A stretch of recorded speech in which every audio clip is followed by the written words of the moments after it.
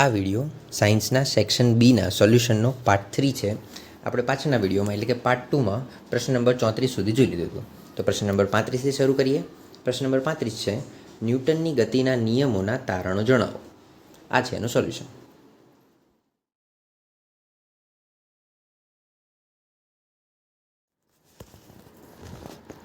આગળનો પ્રશ્ન જોઈએ. ખેતી પ્રણાલીને કયા ચરણોમાં વહેંચી શકાય? આ એનો જવાબ.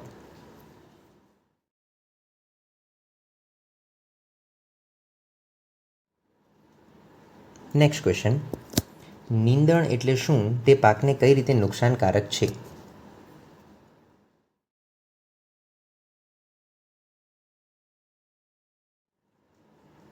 આગળનો પ્રશ્ન જોઈએ.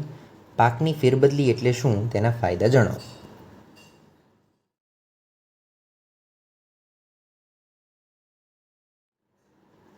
નેક્સ્ટ ક્વેશ્ચન, મધની ગુણવત્તા કઈ બાબત પર આધાર રાખે છે?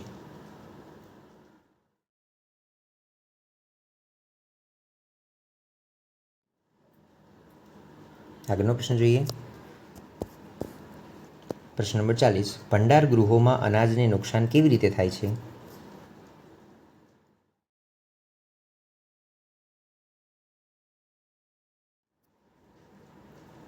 આગળનો પ્રશ્ન, પાકની જાતિઓમાં કયા ઉપયોગી લક્ષણ જરૂરી છે?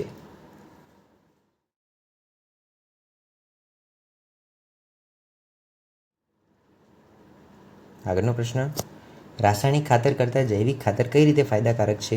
તેના 2 મુદ્દા લખો.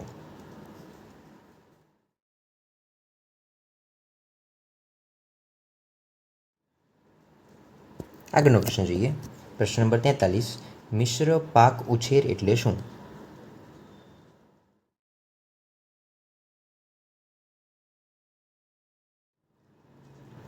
આગળનો પ્રશ્ન, ખેતરોમાં જૈવિક ખાતર અને અહીંયા પ્રશ્નમાં ભૂલ છે, રાસાયણિક ખાતરનો ઉપયોગ શા માટે કરાય છે?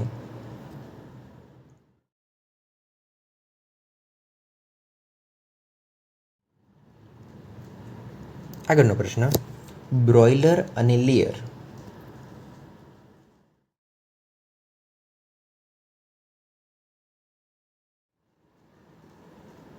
આગળનો પ્રશ્ન જોઈએ. કીટકો અને જંતુઓ વનસ્પતિને કઈ રીતે નુકસાન પહોંચાડે છે?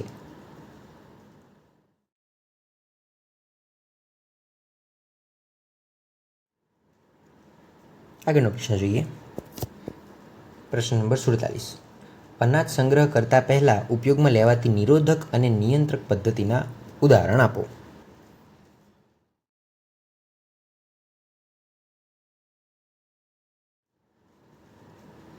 પ્રશ્ન નંબર 48 જોઈએ. વનસ્પતિના લઘુ પોષક તત્વો એટલે શું? તેના નામ લખો.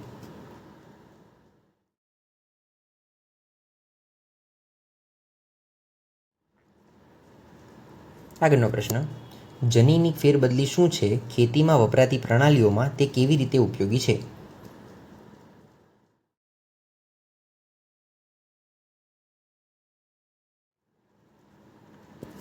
આગળનો અને છેલ્લો પ્રશ્ન સેક્શન બીનો, જનીનિક રૂપાંતરિત પાક.